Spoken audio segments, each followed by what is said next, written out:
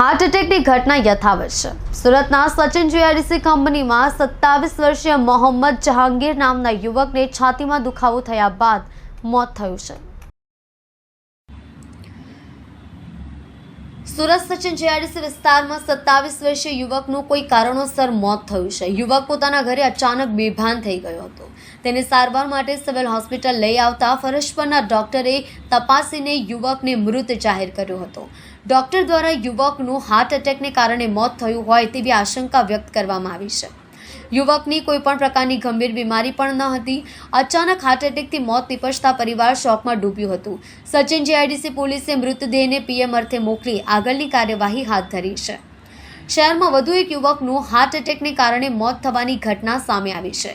શહેરના સચિન જીઆઈડીસી વિસ્તારમાં પરિવાર સાથે રહેતા 27 વર્ષીય મોહમ્મદ જહાંગીર નજીકમાં નોકરી કરી પરિવારને આર્થિક રીતે મદદરૂપ થતો હતો। યુવાન ગઈકાલે સાંજે પોતાના ઘરની બહાર જ ઊભો હતો ત્યારે જ કોઈક રીતે તે જમીન ઉપર ઢળી પડ્યો અને બેભાન થઈ ગયો હતો। બેભાન થયેલા યુવકને પરિવારજનો સારવાર અર્થે સિવિલ હોસ્પિટલ લઈ ગયા હતા, જ્યાં ફરજ પરના તબીબોએ મૃત જાહેર કરતા પરિવાર શોકમાં ડૂબ્યું હતું।